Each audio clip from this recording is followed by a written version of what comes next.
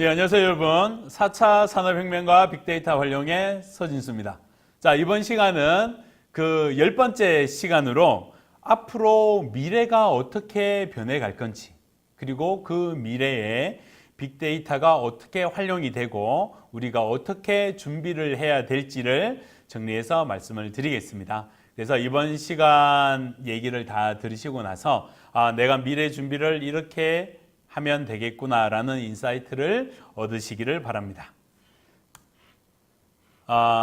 지금 세계에서 많이 화두가 되고 있는 게 인공지능이죠. 인공지능입니다. 그래서 우리나라도 지금 인공지능 전문가들을 많이 찾고 있는데, 자, 인공지능의 가장 중요한 부분이 뭐냐면 바로 빅데이터입니다. 인공지능이 제대로 동작을 하려면 아주 많은 데이터를 모아가지고 그 데이터를 분석을 해서 그 결과를 가지고 판단을 해야 돼요.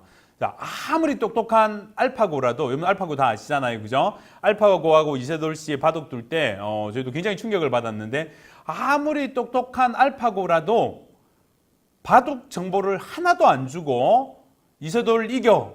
절대로 못 이깁니다. 알파고의 가장 중요한 핵심 중에 한 가지가 뭐였냐면, 알파고하고 이세돌 씨가 서로 대국을 하기 전에 딥마인더에서 구글에서 세계 바둑을 잘 둔다는 사람들, 바둑을 어떻게 두는지 기보를 다 모았어요. 전부 다 모아가지고 모은 데이터를 가지고 알파고한테 공부를 시켰죠.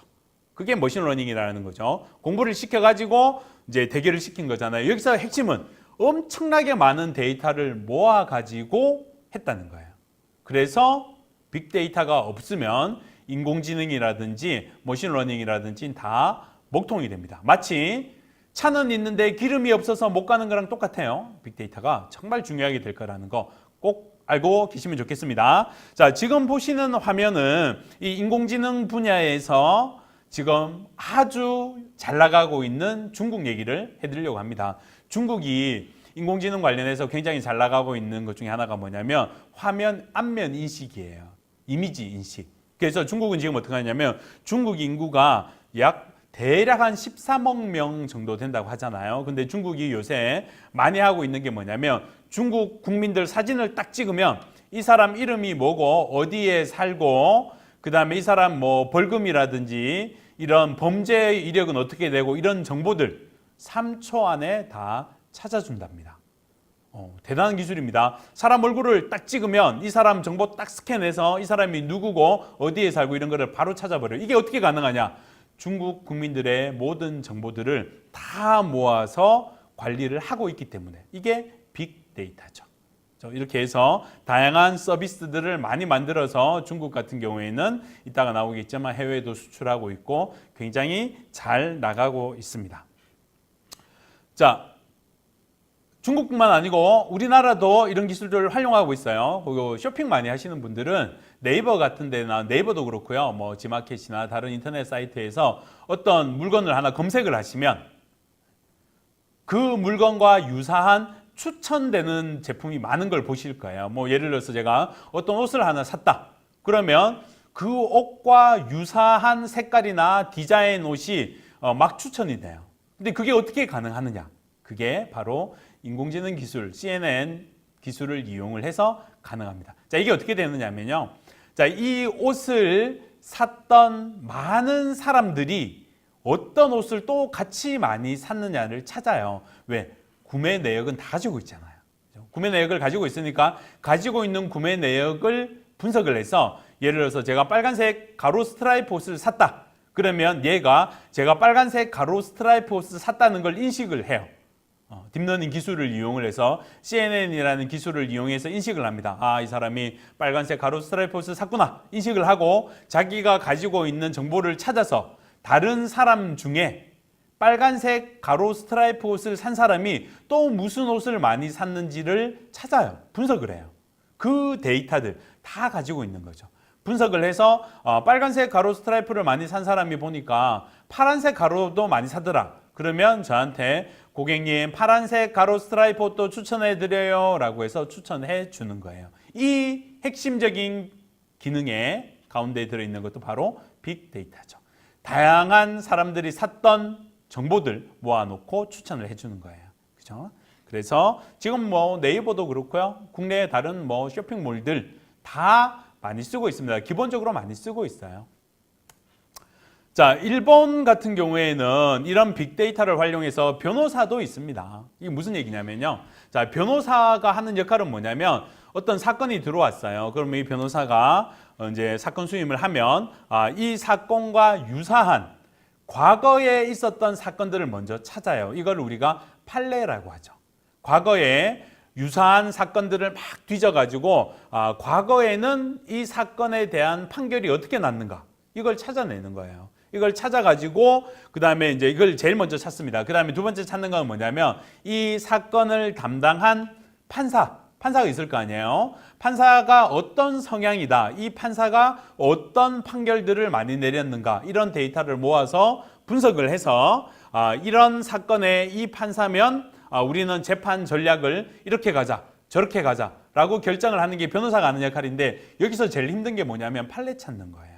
왜냐하면 과거의 사건이 엄청나게 많잖아요. 이 많은 사건들을 뒤져가지고 가장 유사한 사건을 찾아야 되는데 옛날엔 사람이 다 찾았습니다. 그래서 예를 들어서 재판 준비하는데 일주일이 걸린다. 그러면 판례 찾는데 거의 뭐 한 4, 5일 걸리고 나머지 이틀 가지고 모여서 회의하고 전략 세우고 이랬는데 이제는 그러지 않아도 된다는 얘기예요. 자, 일본도 그렇고요. 미국도 그렇고 찾아주는 이런 판례를 찾아서 전략을 세워주는 인공지능 프로그램이 있습니다.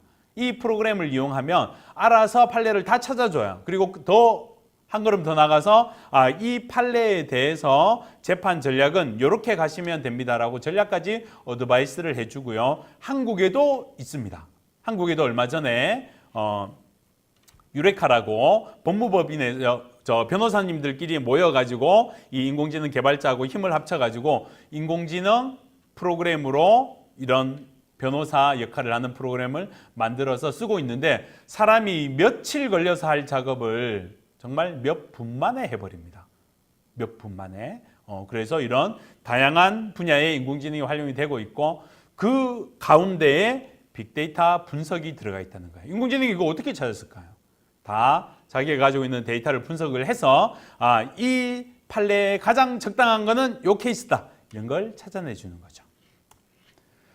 자, 많은 기업들이 기존에 사람이 하고 있던 단순 반복 작업들을 자동화를 시키는 프로젝트를 지금 많이 하고 있어요. 자, 예를 들어서 제가 아침에 출근을 해가지고 A라는 인터넷에 접속을 해서 A 검색어 쳐가지고 어떤 자료 만들어서 뭐 보고서 쓰고 점심 먹고 나서 인터넷 접속해서 B 작업해서 뭐 작업하고 이런 틀에 박힌 작업들이 있죠. 매일 똑같은 일을 하는 반복 작업들 있죠. 이런 작업들을 사람을 안 쓰고 지금처럼 로봇 프로세스를 활용해서 프로그램을 짜는 거예요. 프로그램을 만들어 가지고 프로그램으로 자동화하도록.